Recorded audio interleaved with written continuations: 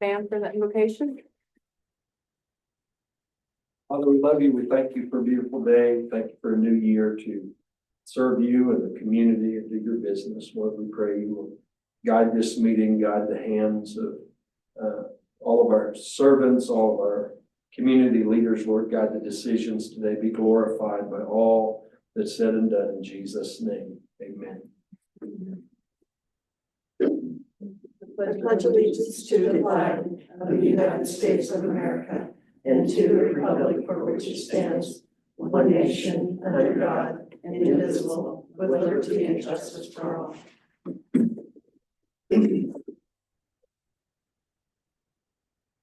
Are there any changes to the agenda? We need to add the executive session for confidential business data. We'd like to add that just prior to discussion agenda after proclamations.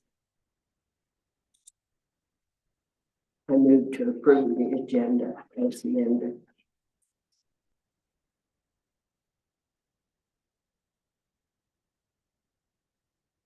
Second, sorry. We have a motion by Commissioner Wentz, seconded by Commissioner Hash to approve the agenda as amended. Any further discussion? All in favor? Aye. All opposed, same sign. Motion passes. And moving on to public comments. Is there anyone in the public here this evening?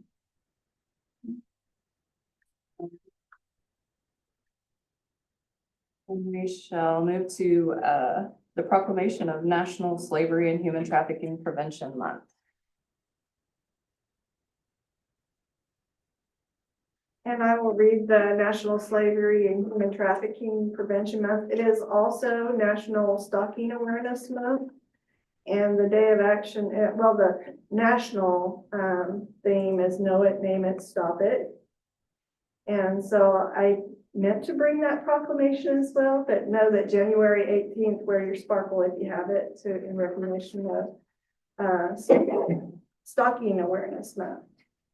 But I'll read the National Slavery Human Trafficking Prevention Month proclamation for January 2025.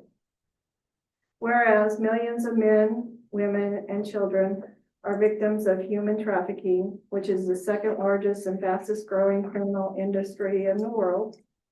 Whereas human trafficking denies victims basic human dignity and freedom and is based on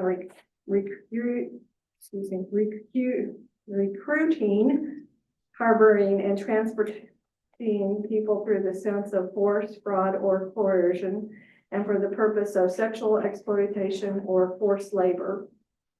It is a crime that can take many forms and tears at our social fabric, debase our common humanity, and violate what we stand for as a country.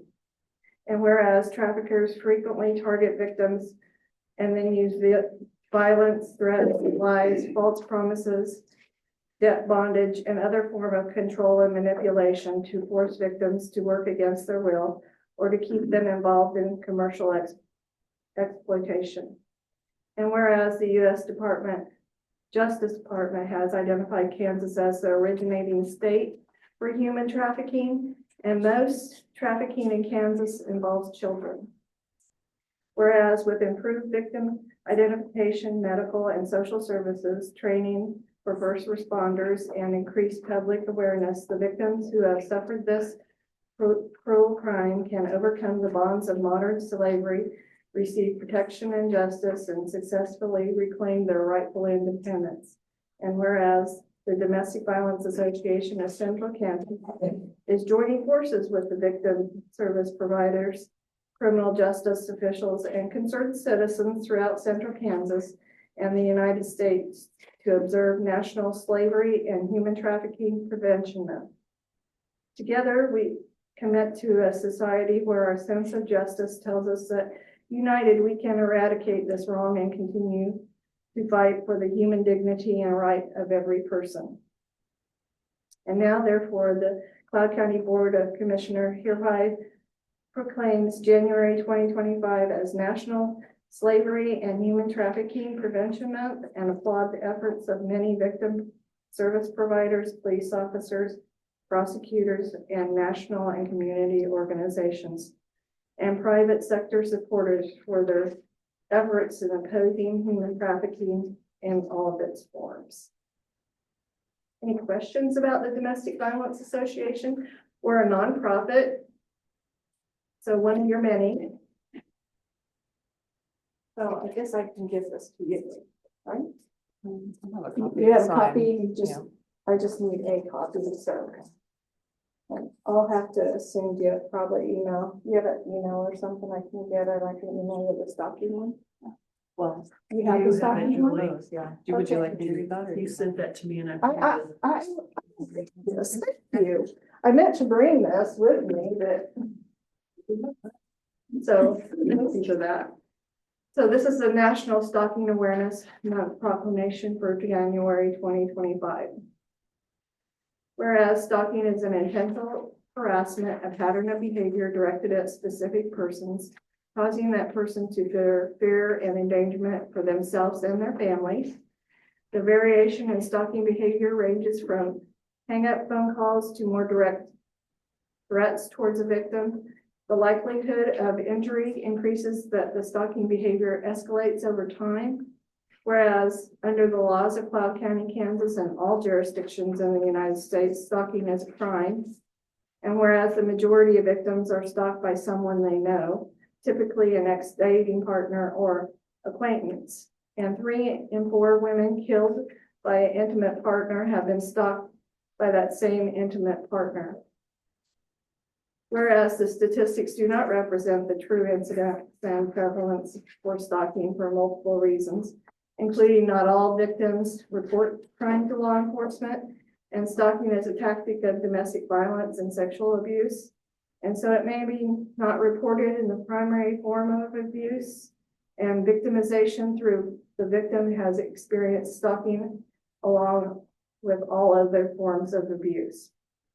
Whereas many stalking victims are forced to protect themselves by relocating, changing their identities, changing their jobs, and obtaining protection orders.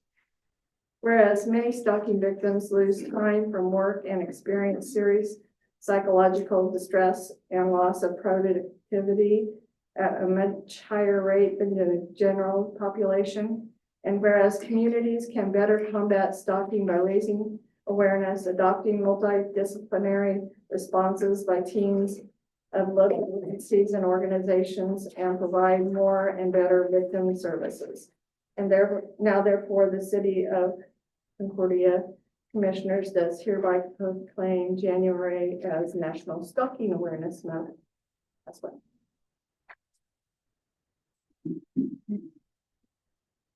You have an extra copy.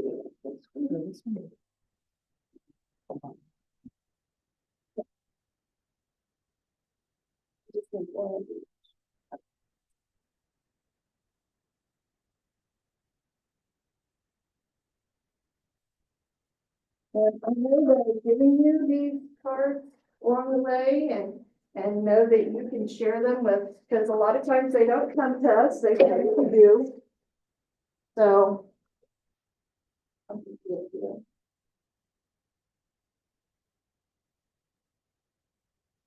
Thank you very much. Bringing our attention to those things that Yeah, unfortunately are, we're not exempt from that in our community. yes, Thank you. unfortunately, we're not. So, and I'll need the rest of them. Thank you.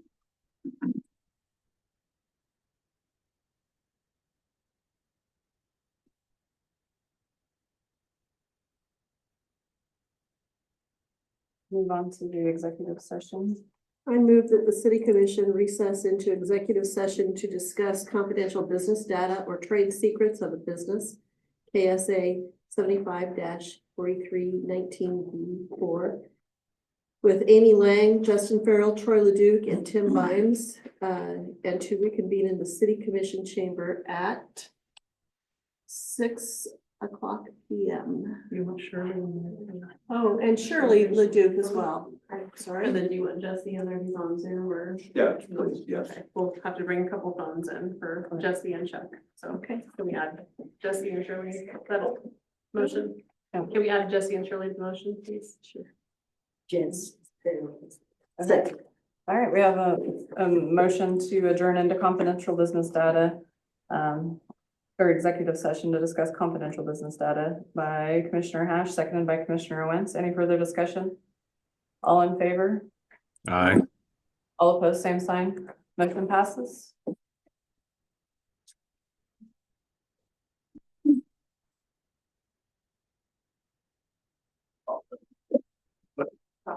You think.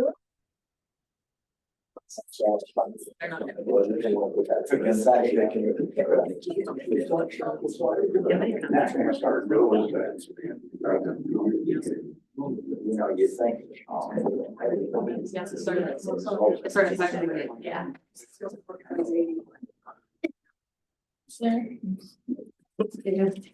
Hey, it's pretty wide.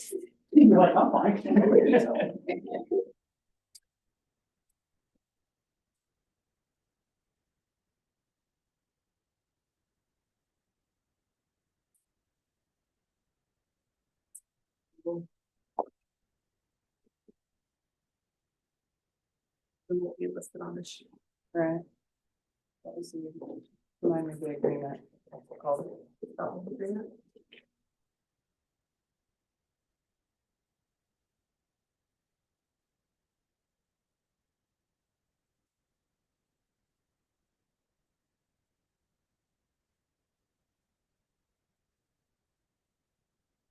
So action was taken, No. right? No action was taken, But now we're gonna take action. but now we're gonna take action. All right. Due to that, we usually have no action taken. Okay. So we have a motion. Do we have a motion? No. Yeah, it's not on the. A motion to approve the development agreement, with Leduc Properties LLC, Yeah. and the city of Concordia as amended, removing section 1H. I'll second. Oh, can I? Sure. Yeah. I Well, can. you should be. I think she, I don't, we don't normally do it that way. We don't normally do it that way. Okay. Yeah, she can. make the motion. But she can can make it. Okay, all right. I don't know if I've ever seen her do me. Let's see that. And I seconded it. All right, we have a motion by Mayor Jackson and a second by Commissioner Wentz. Do we have any further discussion? All in favor? Aye. Aye. Aye. All opposed, same sign. Motion passes. Moving on to the action agenda, the minutes of the December 18th, 2024 meeting. I would move to approve the minutes of the Wednesday, December 18th meeting, 2024. We have a motion by Commissioner Lambert, second by Commissioner Wentz to approve the minutes of the December 18th, 2024 meeting. Any further discussion? All in favor? Aye. Aye. The same sign. Motion passes. Then appropriations ordinance number 24. I move to approve appropriation ordinance number 24. Second. We have a motion by Commissioner Hash, second by Commissioner Wentz to approve appropriation number 24. Any further discussion? I just had one question. On the eminent domain, is that, where is that house? It's, 429 West 8th, that's one of the oh, lots. okay. I guess I've never seen the name. of the owner. Oh, yeah, I couldn't yeah. figure it out. Okay. Thank you. All in favor? Aye. Aye. Aye. All opposed, same sign. Motion passes. Moving on to the agreement for electric services for the St. Joseph subdivision. Mayor and Commissioners, this past summer, we approved an agreement with Prairie Land Electric for 3 streetlight poles at the St. Joseph subdivision. They were their normal standard wooden poles that Prairie Land owns and maintains in perpetuity for us. At that time, you'd asked us to take a look at something a little bit nicer, preferably a black steel pole that would match the aesthetic that we're trying to create in the subdivision. We were able to work with Prairie Land to find out what that would cost would be. We looked at some options that the city would own and maintain, but we know that that's not our area of expertise. That's not something that we're used to doing. So we wanted something that would still be owned and maintained by Prairie Land.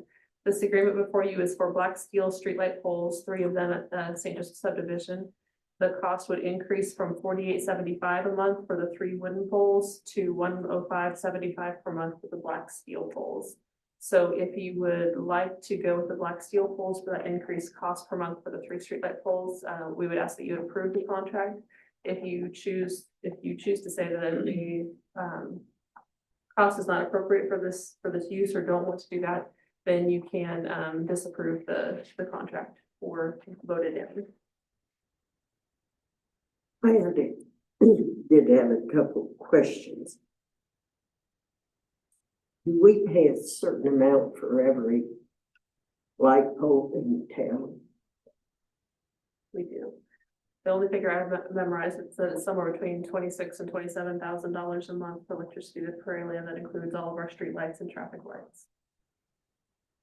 That includes rental of all the poles as well. Yeah, everything, just like what this agreement has for 3 of them, that includes all of that. So, So that price then would always be the same? Do they fluctuate? Do they have a cost increase in their contract? You know, I don't remember offhand. Maybe. Rates increase. Rates increase. Rates increase, but yeah. So is this price just for the basically renting the poles essentially because they own them? And it's separate from the actual electricity to the poles? This Right, cost? yeah, so yeah, it's rental of the poles and then allows for them to maintain them. So if the light bulb burns out, they go out and they replace it, but they don't charge us for the replacement bulb. But then we pay a separate amount for the actual electricity consumed to operate the poles. so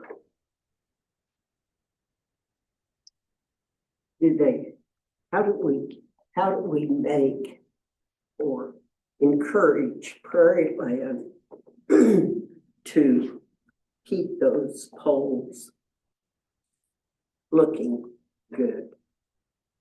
Because I know we had a lot of trouble getting them to paint the ones downtown. Is there anything in the contract that says, other than they have to maintain them? To me, that's part of maintenance, but how do you get them to do it in a timely manner? That's not something we had contemplated. I'm not sure. I mean, I don't mind paying for them, we pay for all the others, but they need to do a little maintenance on them besides just changing light bulbs.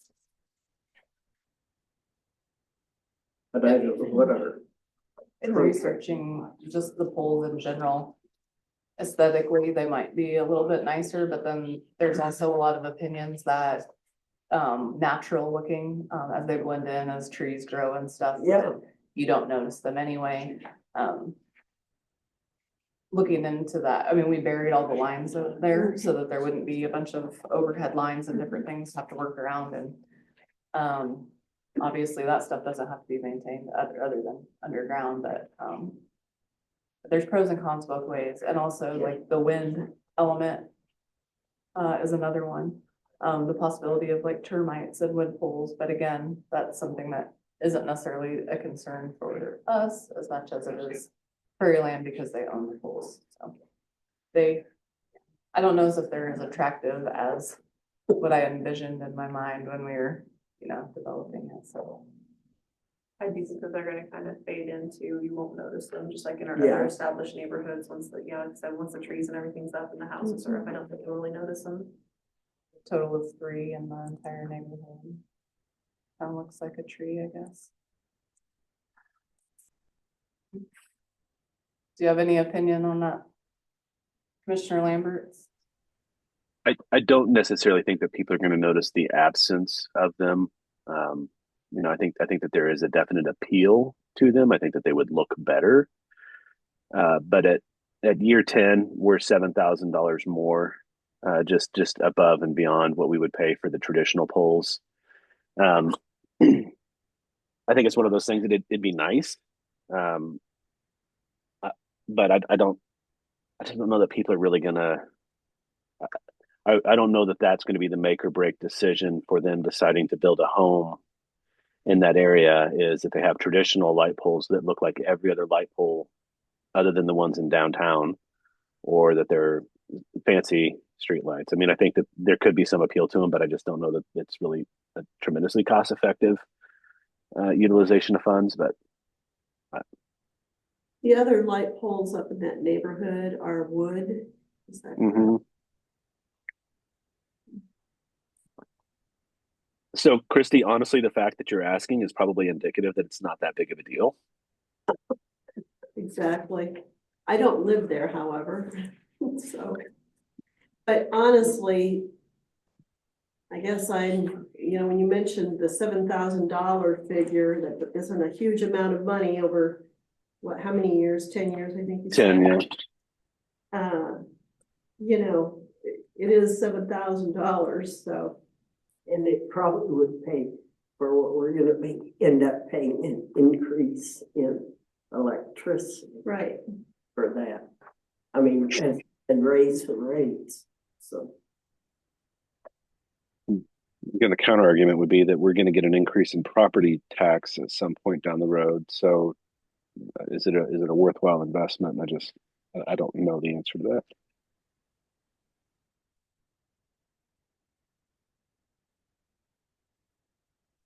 Well,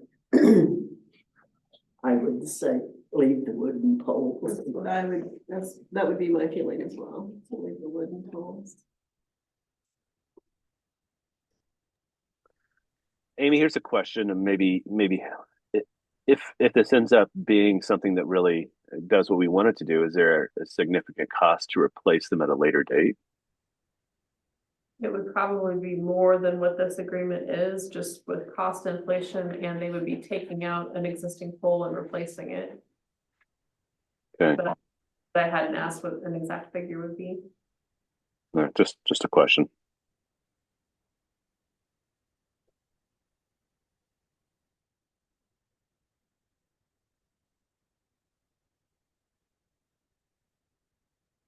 Do we have the old estimate or bid? The existing agreement, the one that you passed last year for the wooden poles in the same area, would be $48.75 a month, and these would be $105.75 a month, so a little bit more than double. So do we need to do anything? Have we already No. passed it?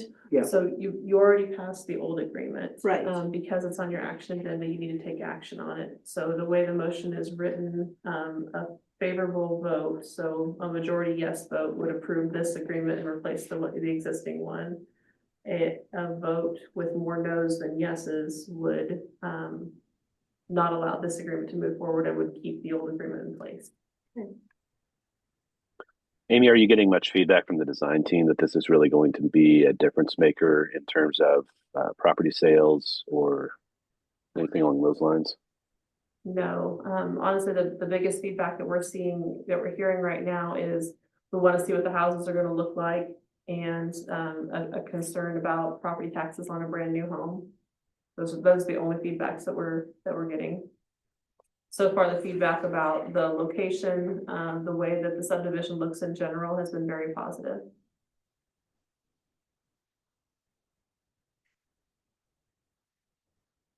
Okay, so I'll read this motion. I move to authorize the city manager to sign the contract with Prairie Land Electric for area lighting service in the St. Joseph subdivision for $105.75 a month to replace the previous area lighting service contract. Okay. We have a motion by Commissioner Hatch, seconded by Commissioner Wentz to approve the area lighting contract. Any further? So that means we are going with the black poles, correct? Not if we vote it Not if we down. vote it down. But this was Okay. to authorize it, so we want to reject it, not authorize Fair it. enough. Okay, Just to make sure I'm clear. Appreciate it. You would vote, if you don't want it. then you would Okay, no. okay, I see. All right. All right, all in favor? Okay, all opposed, same sign. Aye. Okay, motion does not pass. Motion- okay. A lot of new things that haven't happened yet for me, probably. for you guys. Just for your benefit, right? Yeah. You could also not do a second and it dies for lack of a second. Yeah, that could- Seconds, that yeah. would work. But we're past that now. I know, we've done that before, I just remembered how it worked. Yeah. I think it's usually better just to vote it down. Just Yeah. right there on the record. All right, so we'll move on to ordinance, 2025-3232, rezoning lots 1 through 6 and block 4.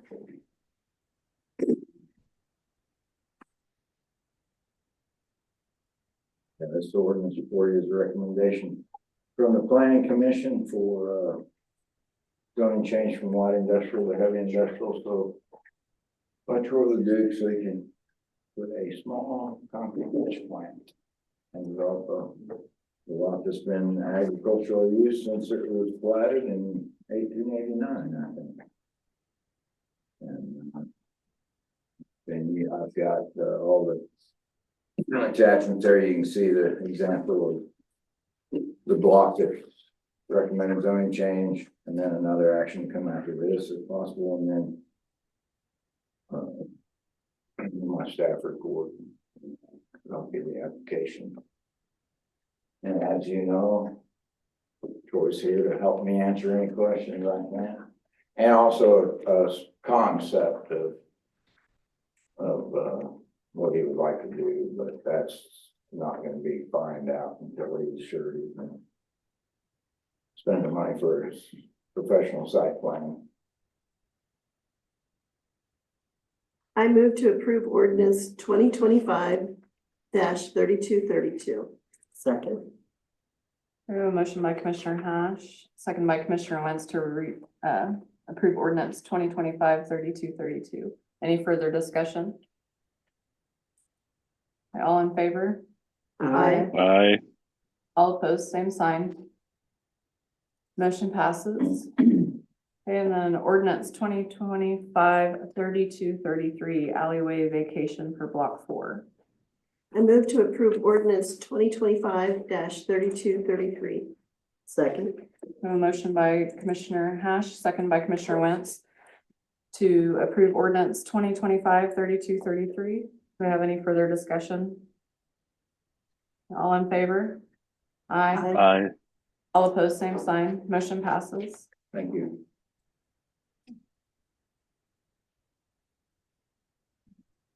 Moving on to reports, the manager's report. Mayor and Commissioners, we are in a winter weather watch for this weekend, and so I do know that talking with Shane, his crews are ready to go to handle this, any snow and ice that comes our way. Brent's crews are out helping out, making sure that folks that are parked on emergency snow routes know that they're on emergency snow routes and need to move their vehicles before the snow sets in. We did some publicity today on social media and sent out press releases to our local media as well to help alert the public. And remind them of that. So just want everybody to stay safe out there and make sure that they're clearing the way so that our snowplows can do their jobs and our emergency vehicles can get where they need to go. Quick update on City Hall carpet. We plan to get our new carpet beginning January 17th. And so we have been going through offices cleaning. Jeremy in particular has done a tremendous job painting and updating. So I think the last time that things were done was around 1994 in most spaces. So the update and refresh is going to be very, very much appreciated. We should be finished with everything around February 1st. So it shouldn't impact anything related to court or utility billing, accounts payable, payroll, commission meetings, or anything of that nature. So the public should not be impacted. Next meeting on the 15th, we do plan to have a study session on property maintenance. I know you guys have been asking about that for some time now, so we've been able to work through some of the different statutes and codes that are out there to see what's available and what we can do to help bridge that gap between nuisances and condemnation of dilapidated structures. So trying to find a way to make that work. So we'll be discussing that on the 15th. Local Government Day, sponsored by the League of Kansas Municipalities at the Topeka Capitol, will be held on the 22nd. So if anybody's interested in joining me for that, please let me know. We'll be happy to get you registered. Happy to answer any questions.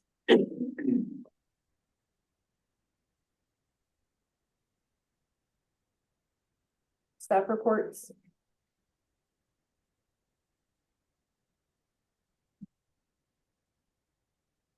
Also a first, I think. Okay. Commissioner, comments and reports.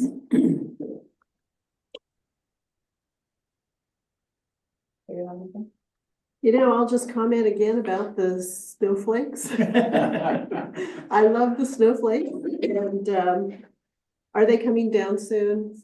It always seems like they come down way earlier than I think they should, but I understand.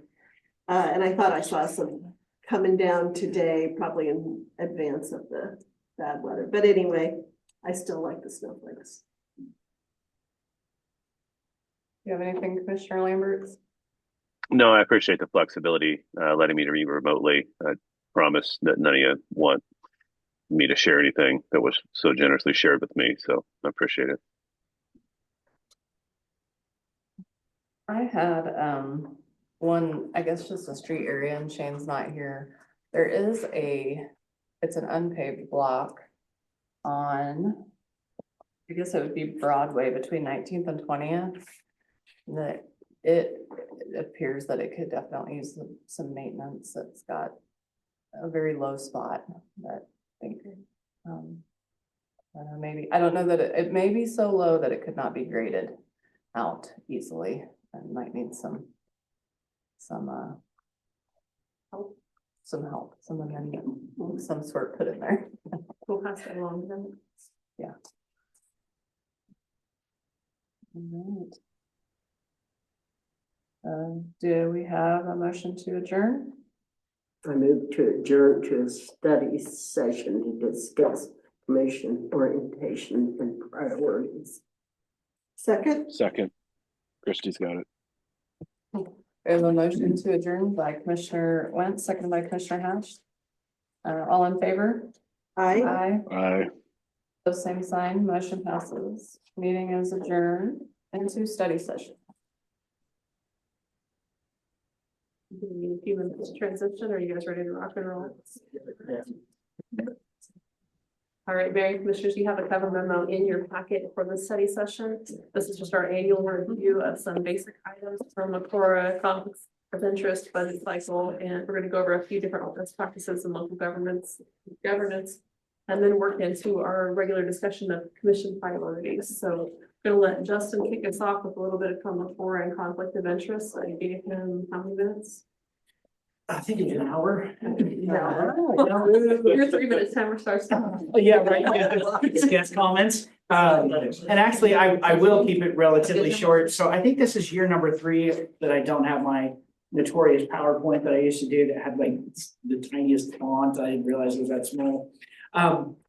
So when it comes down to COMA and Cora is the Open Records Act here in Kansas, which is not necessarily something that's going to ever affect you guys. The open records requests are usually made to Stacy and then we go from there on that. What you guys need to be more so aware of is COMA, which is the Kansas Open Meetings Act. And generally, you guys know the basics of it.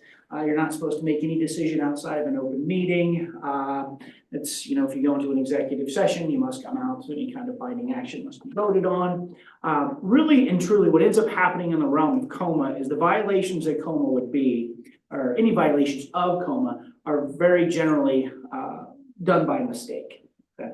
A lot of the times, it's not something that is intentionally done. When I say by mistake, generally what it is one of two of the main things I have seen are either you make some type of a commitment to someone that makes it sound like something's already been decided, which you do routinely see that on Facebook. Okay, folks on Facebook want to have a complaint, maybe you want to address it, and hey, you know, we're going to take care of this, or we're going to do this, we're going to do that, when it hasn't been decided on. It looks like the decision's already been made without a vote being taken. So be very careful. I very strongly always suggest to anybody who I'm their attorney is that we don't respond to that stuff on social media anyway, because 9.9 out of 10 times are just looking for a fight anyway. And then we can, in trying to explain things and be kind, we end up accidentally, making it look like we've made a commitment to something that we can't make a commitment to.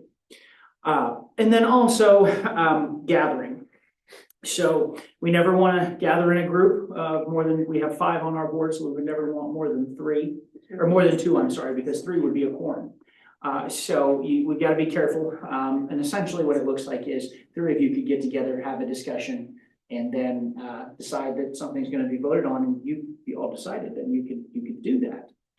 The next meeting. So just be aware of that. Now, that's not to say if, Christy and Marcia are at the coffee shop and Amy walks in to get coffee that she has to run out. That's not necessarily the case. I would not suggest you sit down and have coffee or anything like that. It's going to have an air of impropriety. So just be careful with that. And that really and truly usually where people get in trouble, like, oh, I didn't realize, or we sat down and talked to some folks. So we do have to be careful with that. So I would just ask you to be aware of that. And those are usually the big areas there. Most of the stuff we take care of for you guys. You have your executive sessions. You go into executive session for the proper reasons. That's why we read that, because by statute, we have to read one of the reasons why we're statutorily going into executive session. So with that being said, does anyone have any questions regarding the Kansas Open Meetings Act? It's kind of a 1,000-foot kind of thing here. Okay. Do you ladies have a question? Oh, nice. Cool, dude. Perfect. So go ahead and set up. I got another 3 minutes for conflicts of interest. So in regard to conflicts of interest, a lot of the times what I tell people when we go over this is it's kind of a common sense thing. Okay. So if I'm sitting on a board, or if I'm a city commissioner and I have a business and maybe we're voting on whether or not that business is going to get a contract or something, obviously I'm not going to vote, I'm going to abstain. You've noticed sometimes Ashley will do that when it has anything to do with, or Commissioner Hutchinson will do that whenever it has anything to do with the hospital. That's always good as well. Now, technically, if she is not benefiting in some fashion, really probably wouldn't be a conflict of interest. We had to do a pretty deep dive during the windmill or the wind farm stuff up in Republic County, because it got pretty heated as to what a conflict of interest in Kansas really and truly is. So when it comes down to it, if you have a direct relative, so it would be someone perhaps living in your home, but more importantly, or more notably, like a spouse that could benefit from it, then you should not be voting on it. That would be a conflict of interest. Really and truly in Kansas, that's about as far as it goes. So let's say, for example, you had a sibling, okay? Your brother runs a snow removal and we're trying to contract for snow removal. What I would suggest is, so it doesn't look bad, because I promise you someone will probably hop on Facebook and have something to say, is to go ahead and just abstain from voting on that. But by law in Kansas, regarding the conflicts of interest, that technically would not be a conflict of interest. But I would, and you guys have good judgment on that anyway. So, if it's a business that you own or your spouse would own, or someone that you would work for, I would always suggest that you just go ahead and abstain from it. So that's generally our conflict of interest type of issues there. Sometimes we run into that, sometimes we don't. But I would also say, more importantly, I can give you guys a 3-minute rundown of this, but whenever that issue comes up, it's always going to be something different, and it's always going to have some type of a different moving part. Just get a hold of me or holler at Amy, and we can get it figured out and make sure we do what's best. So We don't want your service on the commission to prevent your business, your relatives from being able to do work. And we also don't want them to be able to be prevented from doing city work and have your work as commissioner be prevented because of that business. So yeah, there is a way to handle it and do both. Yep, absolutely. Does anybody have any questions about that? Okay, how much time do I have left? No. But like I would say, anything where you might have a question, I think most of you probably even have my cell phone. Just give me a call, because if there's an issue, we can always get through it. So, thank you. Next thing on our list was kind of our budget cycle, and you got a calendar of city commission meeting dates and holidays in front of you, so we can kind of talk to the budget cycle with respect to that. Keep this calendar close, Stacy puts it together, it looks really good, so thank you. It helps us to remember when meetings are, and I try to put that in Friday notes too, when the next couple months of upcoming meetings are, and you guys always do a great job telling us when you won't be in attendance, so we can, that helps us out to make sure that we have a quorum for upcoming meetings as well. With respect to the budget cycle, we, as you know, we plan about 6 to 9 months in advance. So we start getting information really, April, May, we start getting requests for outside entities to come in and make requests to you guys for budget consideration. Budget study sessions are held in July. Amber starts getting information right at the end of June, and honestly has to work really hard to get everything together to make it all fall into place in time for our budget study sessions. And then we have to adopt the budget in August or September, depending on what we end up doing. And then those go into effect in January. So we really do plan quite a bit in advance. A lot of times that's helpful. Sometimes it's not helpful. And sometimes we have things come up that we have to work through. So you'll notice over the last couple of years, sometimes we've come to you to say we have this opportunity that has come up. We didn't plan for it. We didn't budget for it. We could find the money to do it by taking it out of reserves or by giving up a project on capital improvements, for example. It's a good thing for us to always have a healthy reserve so that we can do that and to know kind of where we're at in projects and to strategically work our projects so that not all of them are happening at once. And that way, if we do have an opportunity come up, then we have that cushion to be available. So that's kind of the way we try to manage budget. Amber does a great job leading us through the budget cycle and budgeting conservatively for us, which has also been very helpful and successful over the last several years. And then our department heads do a great job just managing it in general. Your guys' role and responsibility with the budget is to approve the overall budget specifically as it relates to the expenditures and as it relates to property tax. And then we try to work within that budget, bringing things to you as our purchasing policy allows. So if we have to bid something out or we hit a certain spending threshold, we're required to bring it to you. Otherwise, we try to handle things administratively. Any questions budget cycle wise or anything that I missed, Amber, that you want to make sure that they remember for the upcoming year? On the revenue side of things, I think it's important to remember the different legs and stools that we have for different revenue sources, especially as we're going into the legislative session. Property tax in general is about 20 to 25% of our revenues. Sales tax is about 40% of our revenue. And then we also receive franchise fees, fees for service, and we get revenue from water billing cycle. And what are the other major ones? Those are the ones that I have memorized. Those are major ones. Major sources of revenue all come in at different times. So cash flow, if you look at the financials, they kind of ebb and flow a little bit with some more big chunks of funding coming in. We do receive some tax revenue from liquor tax. So every time that someone goes out to one of our local establishments and has an adult beverage, a portion of that comes back to us, goes into special parks fund. So we do get to use that sometimes for our park projects as well. So we also receive different grants and donations. Grants, we've been really blessed the last several years to take in a ton of grant money.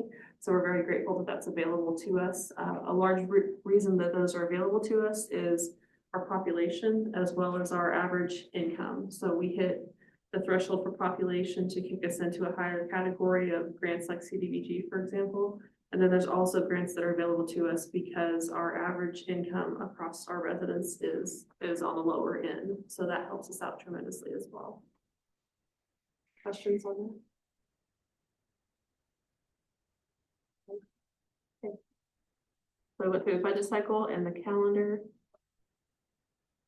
Best practices of governance. So if you'll pull up your agenda, I kind of wanted to walk through this a little bit. So the work that you do with respect to policy and actions and just general discussion when you're here in this room is really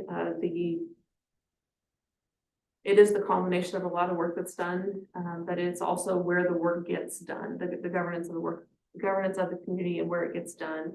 And so the agenda to help guide us through that, I think, is really, really important. We changed this format a few years ago. And in my opinion, the staff's opinion, it actually works pretty well, but we wanted to take a moment to visit with you guys and just to see if the parts and pieces of this agenda are working well for you as well, or if there's areas that we needed to work on, to improve, to refine, to make it work even better.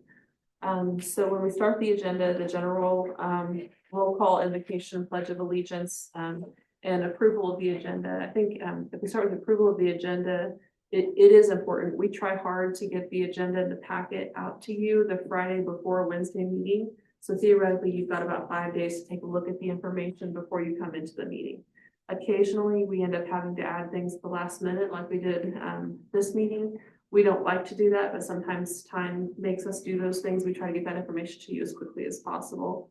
You do have the opportunity to slow things down if you're not ready for it. And we've done that a couple of times as well to say, thank you for presenting this, but we need more time. It's okay to table it. And that's okay. But with the approval of the agenda, once we publish it, I know Stacy, you get a call from the radio station that asks you to kind of read what's on the agenda. We consider that kind of our cutoff time. And then if anything is added after that point, that's usually when you ask for amendments. That's usually when we'll say these things have been added after that. And then we ask you to approve that agenda as amended. And that helps us to get it into the record that we have had an amendment to the agenda. Does that component of this agenda work well for you, or that procedure? Does that work well for you guys? You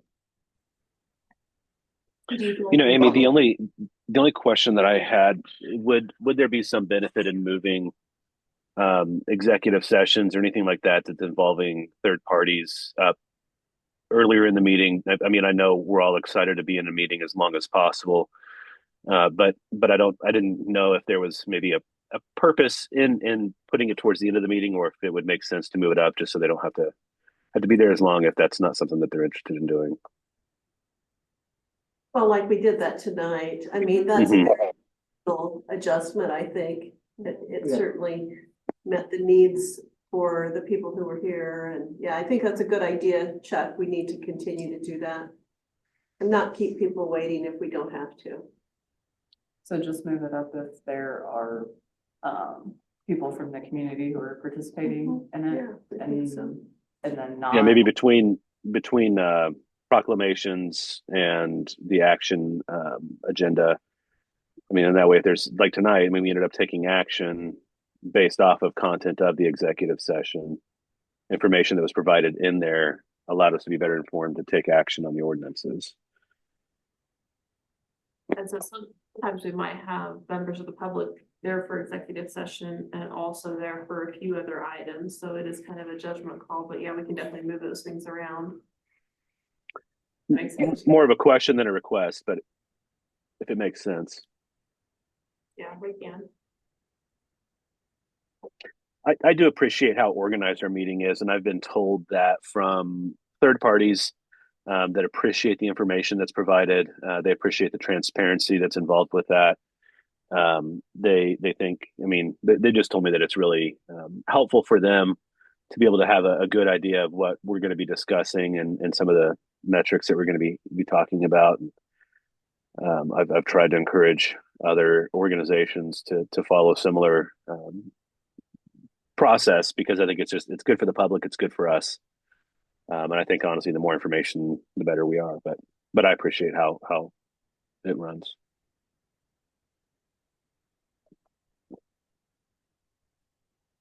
So I want to kind of take a piece of what Chuck said and kind of set that aside when we keep going through the agenda and talk a little bit more about that when we get to the discussion and action items. We're at proclamations, recognitions, presentations, items scheduled for a certain time. I think the spot in the agenda works well for us. And again, we're inviting usually several members of the public at that time, then they can leave if they want to. Something that's felt awkward to me, and I'd love your feedback on it. Maybe it's just me and I'm being too picky, and that's okay. Like, for example, this evening we had proclamation. Sometimes when we have folks come for proclamation, sometimes they'll read the proclamation and sometimes they'll want the mayor to read it. Sometimes they'll have it on a fancy paper and they want a photo opportunity so that they can use it for their social media. Sometimes they really don't care about that. How would you guys like to see those proclamations, recognitions, that kind of thing done? I think just ask them when they ask to put it on the menu, you know, like ask Julie, are you wanting it to be like this, or are you wanting it to be like that? I would say for staff recognitions, though, we don't give them the option, because I'm sure that all of them would choose not to have it done publicly. And I think that the work that they do deserves public recognition, but I'm only one voice in that. So Honestly, I don't feel like there's any need to make any changes. Yeah. I think that it works, and those who want the photo op always get it. Okay. Is that okay with you guys to stop the meeting right where it's at and go ahead and take the photo right Sure. there and then bring it back up? That makes sense. What were you saying, Amy? I'm sorry. Oh, I was gonna say,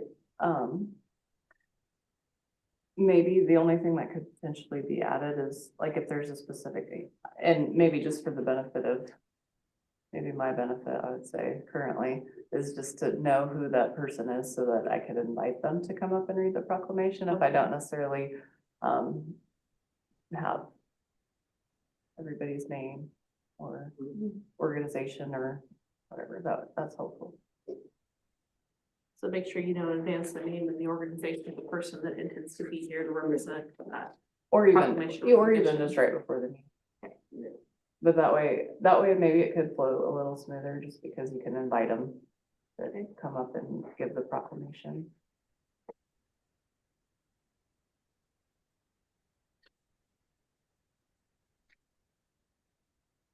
I also had a thought about the public comments, and you guys can tell me if you don't think that that's appropriate, but maybe just when people come in, that they know that there's not gonna be any action based upon their comment, that it, you know, should we add something maybe to the end of the statement?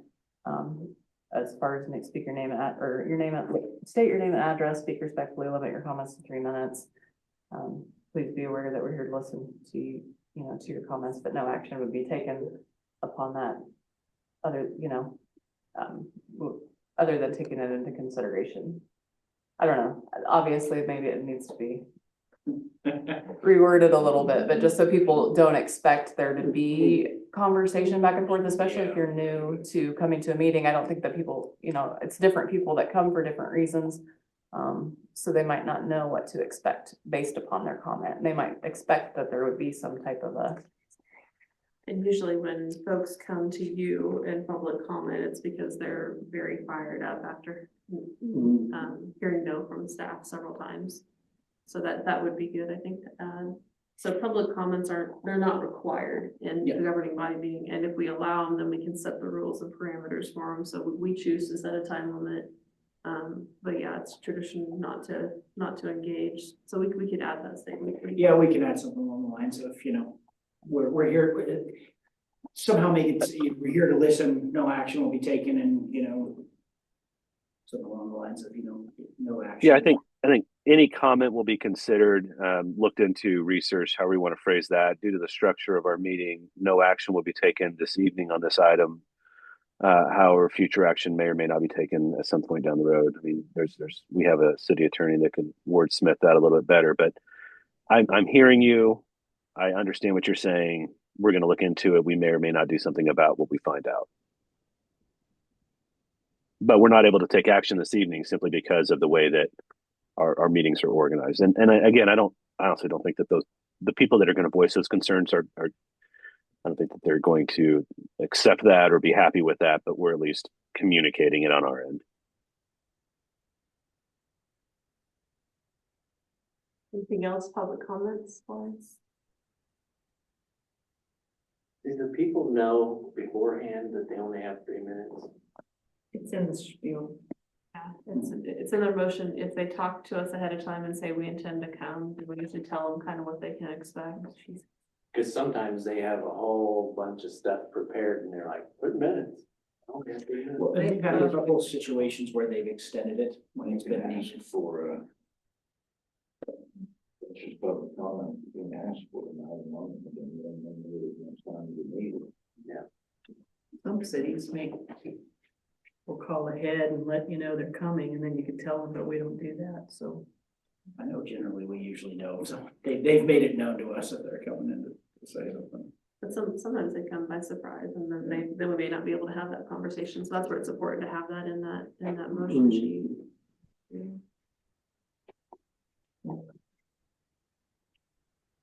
And the people who are mad are going to be mad. The people who are willing to listen are going to be willing to listen.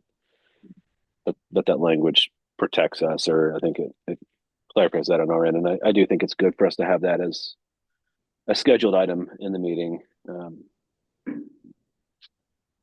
If we have a person that truly is impassioned or has come to us and has been working with us for a while and is prepared to wait, sometimes then we can actually get them on the agenda. And we've done that a couple of times too. So that is an option.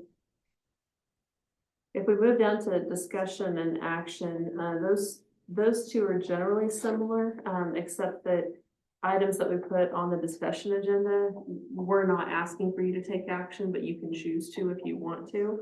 We think that they probably deserve a little bit more discussion than something on action. If we put it on action, then we do need you to take action that night, and it could be to vote in favor of something, it could be to vote down something, or it could be to table something, but we do need an action to happen at those times. And hopefully, if we're putting it on an action item, it's either simple enough that it's really easy for you to make a decision, or you've heard us talk about it enough and we've given you enough information in advance, either through a discussion or through a study session or whatever other means that that you feel comfortable taking action on it at that point in time. Especially when we have those items and study sessions as well. I've asked staff to prepare those cover memos in advance, and I think that that's really important to give you a synopsis of what we're wanting to do. We've tried to follow a formula that gives the history and background of what's happening, what alternatives we've looked at, the means and methods that we went through to select our chosen alternative. If there's a bid involved, we try to give you a tabulation in a table form so that you can see kind of what the results of those were and how we went about that. And then we always try to have a recommended action for you so that you know what we're wanting you to do. And you can choose to agree with us or not agree with us, and that's okay. But we try to get some kind of a recommended action for us, and that helps us to develop the motion sheet for you to help keep the meeting running smoothly. Do you like the way that those cover memos are being done? Are they providing you enough information to understand what's happening and to be able to make a decision, an informed decision?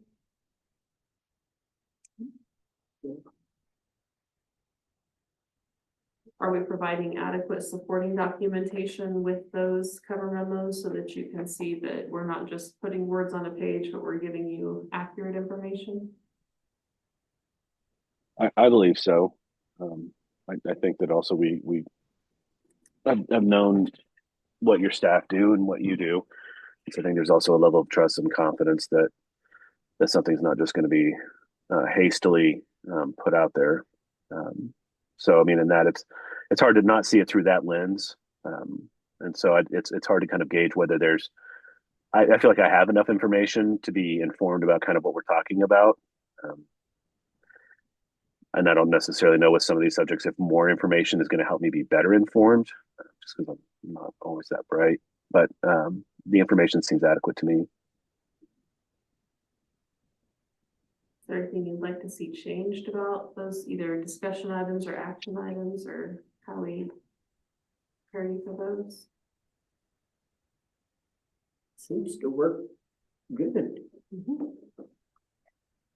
Kind of related to those ordinances. So there are some cities that require a first and second reading of ordinances. So they would put your first reading of your ordinance would go on discussion. You would not take action. You would go back and think about it, maybe talk to your constituents, and then the next time on second reading, then it would come back to you, maybe with some changes that you discussed on the first reading, maybe not, and then that's when action would expect to be taken. We kind of tend to use our judgment in that if it's a really complicated ordinance, we may come to you with a study session first. We might put it on for first reading first and then come back. If it's something fairly straightforward, we'll go straight to action. Like tonight, the rezoning and alleyway, that was very straightforward. It had already been through the planning commission, so it's fairly easy. Is the way that we're doing it using staff judgment on where to place those ordinances working for you, or would you like to see something more structured where there's always a first and second reading? I don't think there's need for every ordinance to have a first and second reading. That seems cumbersome. Yes. And Yeah, I don't know that we've had a lot of negative feedback about that. yeah, So keep those going the way they're yeah, going. I Okay. think so.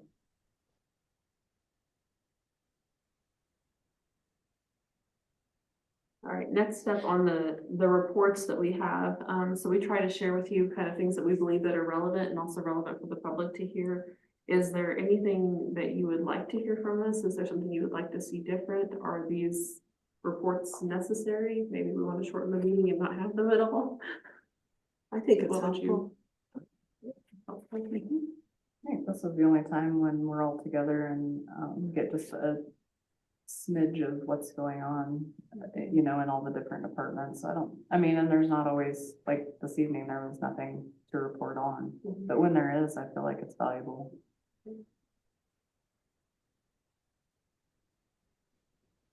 We have on here information agenda, and that's intended if there's something that's just a written only report, we don't really need to discuss it, but we feel like it's important for you guys and the public to know and have access to. And if it's on here, then that means that it hits the minutes too, so that we know, for archival purposes, that it was shared with everybody. Things like that would be, I think Amber, you put on your quarterly financial reports under information agenda, for example. If it's just kind of business as usual and nothing's really out of the ordinary, there's not really a reason to sit and visit about it, but you have the information in front of you and can ask questions about it. We haven't really done much else with information agenda. I think Brett, you put one thing on there recently. The KBI stats, I think, was one thing. And again, nothing super notable, but just so that you had that information at your fingertips and the public had access to it as well. Is that working for you guys? We don't use it often, but when we do, is that okay?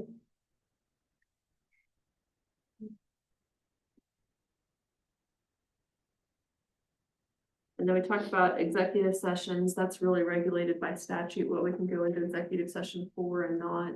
I know that we typically get up and leave the room and go into the smaller conference room. With the Zoom meetings, we try to get everything on mute. We stop recording, then we bring that back up when you guys come back in the room to make sure that, again, that transparency and following all the COMA rules is in there.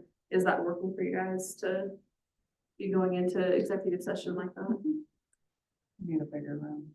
Need a bigger room. You guys want to knock out some walls? Now that you painted, could you take some out? Yeah, it works well. Okay. Good deal. And then study sessions, we try to use those. We try to, there's some places that will have study sessions completely separate from their commission meeting. We've traditionally kept them on the same night. You're already here, we might as well keep going. But they're really in-depth discussion, just different things that we really need to discuss a little more fully and get some direction from you on. We might ask for consensus, but again, no actions taken. Stacey, you don't typically take minutes on what happens in a study session. So there might be some judgment too between what goes on discussion versus what goes on a study session, depending on if you feel that having minutes is warranted or not too. But do those generally work for you as well? And then just overall structure of the meeting, when we're placing items on the agenda, in as much as within our staff's control of things, we really try to work it so that when we're doing meetings, that we really try hard to get done by 7 o'clock each night. And I know Amy, I've talked about this with you and with Chuck, teach the catechism classes on Wednesday nights, and so it's really important that we're done by that point in time. I know during summer baseball season, we've got several parents in the area. We want to make sure we get out there to the ball fields to support those kids too. So those are some reasons we try to keep it to 7 if we can. What's our record for the shortest meeting? 7 minutes? Yeah. Yeah, so, and then record for longest meeting, Stacey? You two might remember. 3 hours. Oh, my goodness. I actually remember meetings with Larry. Yeah, was that when we were having the problem out there with in the river with that? We walked into a room full of bad people. You know, the river was being contaminated by some of our stuff from Sewer pipeline. that got breached by a gas line or something. I don't remember. That was when I was the mayor. I was not prepared for that, just so you know. You've had it easy so far. And there may be times when we have things like that, but in general, we really try hard. Now tonight, we're probably not gonna make it, but we generally try hard, so. And then generally, so your roles as commissioners is the approval of the budget, which we already talked about, and then policy decisions. So then that goes back to making decisions, voting things up or down, approving ordinances, resolutions, talking in the study sessions about policy, where do we want to go, or where does that direction take us and stuff. So do we feel pretty good in general just about how the governance of the city is going from your perspective? Yeah, I think so. If it ain't broke, don't fix it. Good deal. Okay, well, thank you guys for working through that. Again, this is kind of based on the EA Mosher's 52 Tips for Successful Public Service. It's a publication that the league provides. EA Mosher was one of the directors of the League of Kansas Municipalities for several years and is kind of revered as a top public leader. Tenet 49 was at least once a year, scheduled governing body discussion of how you're governing, review the processes and procedure, ask how we're doing, how can we do things better. So that's kind of what we just did with respect to our agenda. We'll transition from that now to commission priorities. There's a lot of organizations that have historically hired consultants to go through a strategic planning process. They'll have a mission statement, vision statement, then they'll talk about their priorities and set goals and that sort of thing. We've discussed that, but the last several years we've said, you know what, we kind of know the direction that we're going. And we really think that we're probably more effective by just going straight to what are our priorities and then making our time and our money and our efforts match and align with those priorities. So if you look at your cover memo, I've got the commission priorities listed here from 23 and 24. And so we're going to set those now for 25 so we can review those. Also at your stations were a copy of the goals and strategies that were approved as part of the comprehensive plan. All of our commissioners were a part of the steering committee along with the planning commission and a few others. All of those goals and that framework received a lot of public input from different stakeholder groups and general public surveys. So we wanted to make sure that you had those alongside this discussion. It would not make sense to come in and have you set 100 priorities that were 180 degrees different from these comp plan priorities. So we wanted to kind of refresh your memory on those as well. So if you want to take a few minutes on those, and then department heads, I think I had copies of those for you guys. They were sitting over on the table with Brent. If you want to take a look at those as well.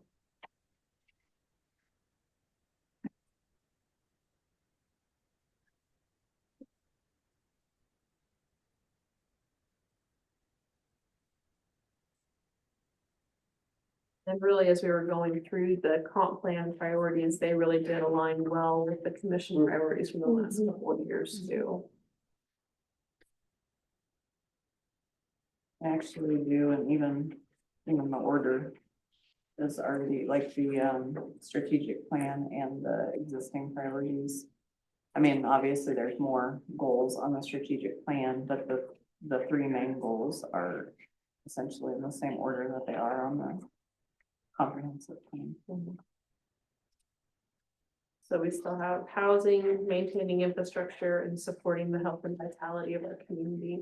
In general, would you say that those three main goals are still good overarching priorities for us to go into 2025 with?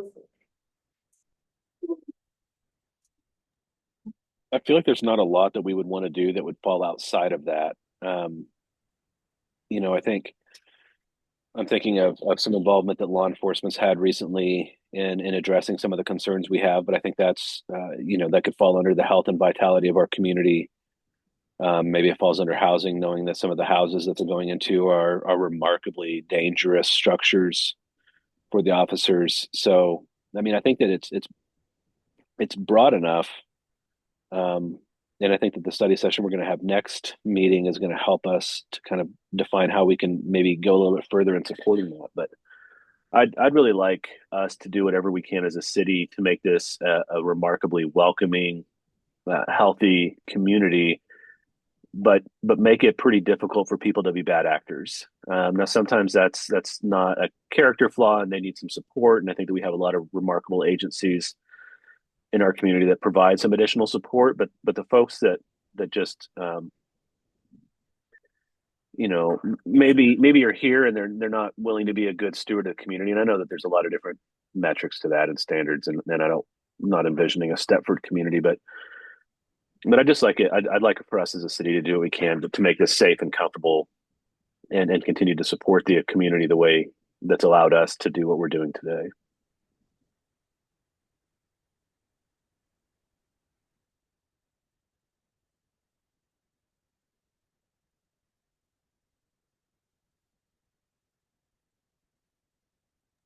Under housing, we have that as our top priority. We have support development of new housing projects aligned with the 2022 housing and study market analysis. And so we're still in the process of that, I think, under the MIH grant, and that is gonna take several years to kind of work through that, so.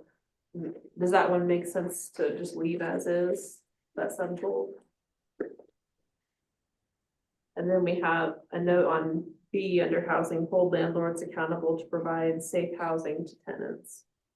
And I think that that's one area that we'll be discussing as part of that study session Yeah. next week. The things that we can and cannot do by law. And Amy, I don't know if it'd be maybe to add in, if we were going to add something C, to where maybe it is a property owner. That's, I know that we've worked hard to kind of increase and bolster our ordinances. I think we've had difficulty with ordinance enforcement. You know, a lot of those things that make it frustrating for city staff, certainly. But I think it's maybe just all residents and landlords. How to, if there's ordinance language that needs to be strengthened for residents or I guess property owners, I wouldn't mind seeing some of that as well. So hold property owners accountable for provide for safe homes and buildings. So since this is a goal and I'm generally a strength-based person, I would like to foster an environment that supports and encourages landlords to provide safe housing to tenants. I mean, I think hold accountable kind of sounds more authoritarian. I'd like to have some of that traction or grip with our ordinances if we need to be, but I'd really like it to be framed as this is ultimately to help strengthen our community. This is for the overall good of the community. It's ultimately it's for the overall good of your property as well. Whether you see that or not, that may not be our issue, but this is what we're talking about.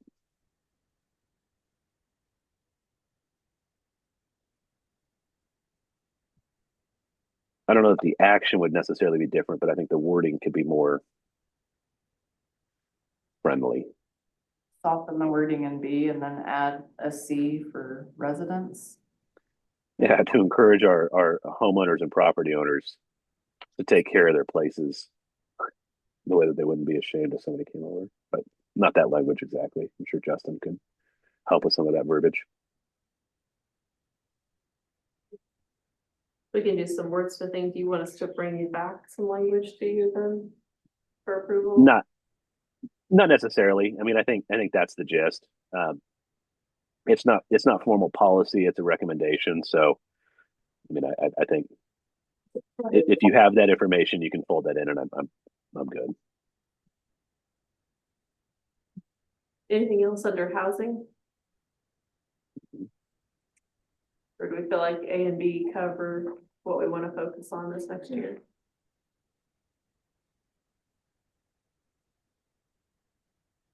We had maintaining infrastructure as number 2.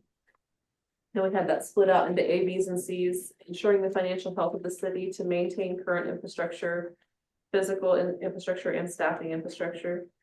Focusing resources on recruitment and staff development, focusing resources on arterial and collector street corridors. Does that cover what we wanted to cover for maintaining infrastructure? Is it broad enough, but still provides guidance? Well, it seems to me it covers about everything. Maybe not just street corridors, but alleyways, Sidewalks, sidewalks. Yeah. all transportation routes. Whether that's by foot, by bicycle, by car.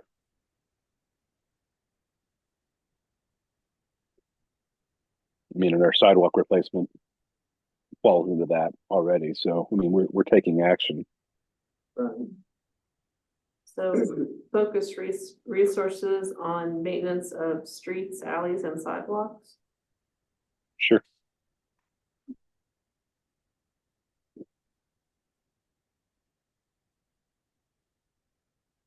Is there anything else under maintain infrastructure that you'd like to add?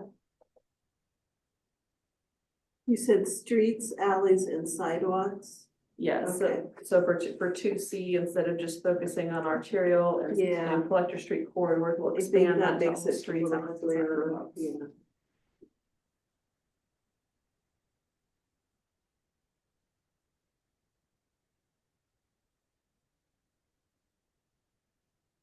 Okay, so then, I was gonna say, I like the idea of, expanding our connectivity, but I don't know, I mean, maintaining what we have, but that's kind of, I mean, that's a long-term goal. It's not necessarily our. Well, I mean, the new sidewalk project would fall under that though, Amy. It would, yeah, but just having, having connectivity for routes. Especially beyond just the streets. I guess. so if under maintain infrastructure, if we kept that as a maintenance, would improving connectivity, would that be something that we could put under 3B, which would be the policies and projects that promote high quality of life for residents? Would it make sense to add something about sidewalk connectivity there?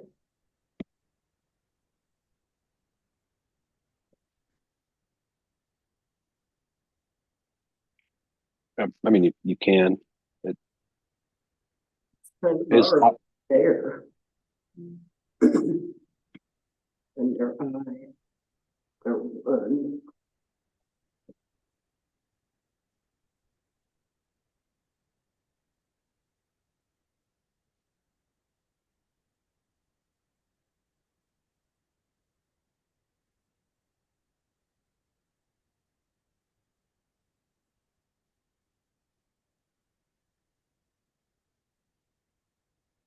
You say it already was, Marcia?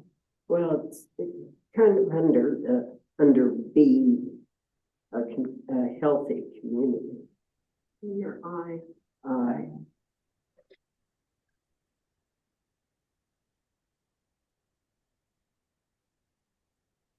And honestly, just from a visual perspective, I know we talked about this with 1C, but if you moved 3A to be 1C, it would maybe balance out some of the different. I mean, does where it is really? I mean, not to be flippant, does where it is make a difference on how significantly we try to address it? No. If these are all priorities, we should be working on all of them. Okay, I think you could move 3A to be 1C, and if you want to have expanding connectivity, that could be under BI, B1.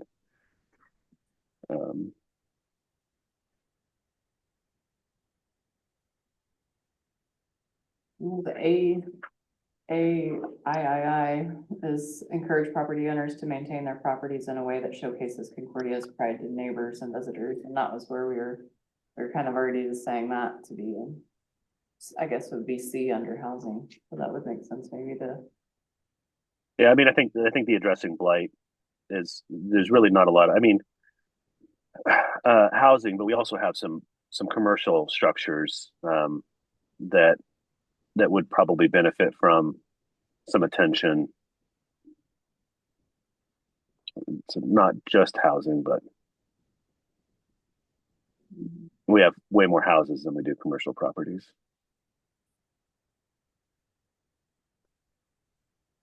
So do you want to move addressing blight up under the priority of housing, or do you want to leave it where it's at?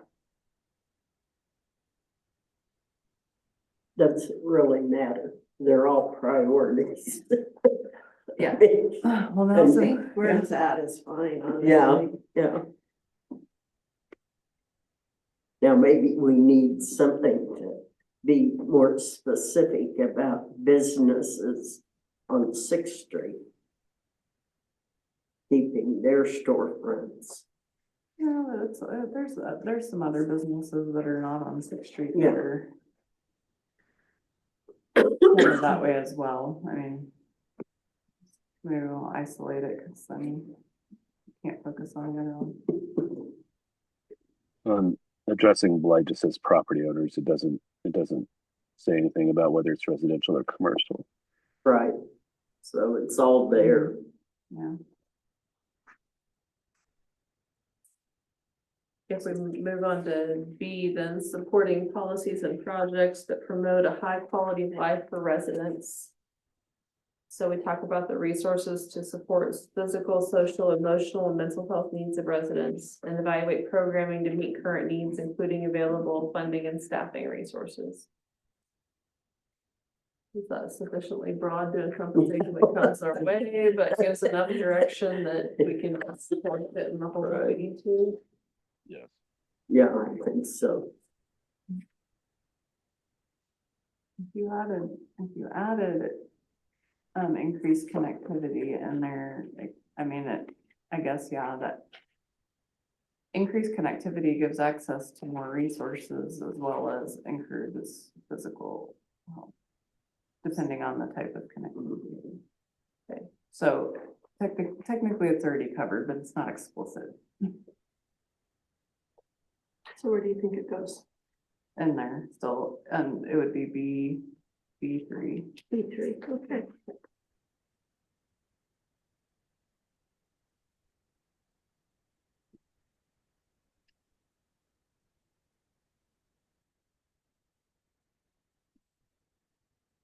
And then we have supporting growth multiplier policies and projects. So under this, we had housing and childcare. And if I remember correctly from discussions the last couple of years, we said there were certain things that we recognize the community needs, and in general, we're supportive of others doing it, but it may not be things that we need to do. And so if others are doing something and they come to us and need our support and a letter of support to write a grant, for example, or if they need our help in other ways, they can come and visit with us, and we're open to discussion, and we'll see if there's a way that we can help them out. It does not necessarily mean that we're going to automatically give money or labor resources or land resources, for example, but just that we generally recognize that there's a lot of things that need to work together for the whole community to grow and to thrive. So we have housing and childcare listed under there. Are there still two that we think are appropriate, or are there others that we need to add? It kind of seems like, based on our comprehensive plan, that there should be something that has to do with development of, like, either development of employees or education or both. Like, maybe somehow those two can be married together, but I mean, that it alludes to that a lot in the comprehensive plan as well. And it would be, I mean, that is a growth multiplier essentially. I think we use the phrase workforce development with that. Yeah. Workforce development / education, maybe with that.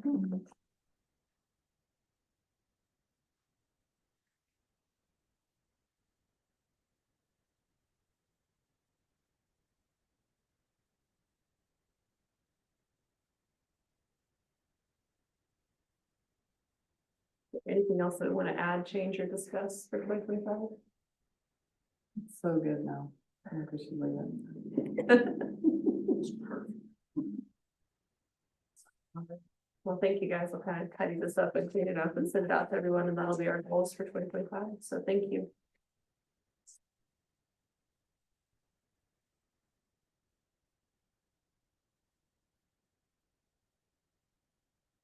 We need a motion to adjourn the study session? No. Nope.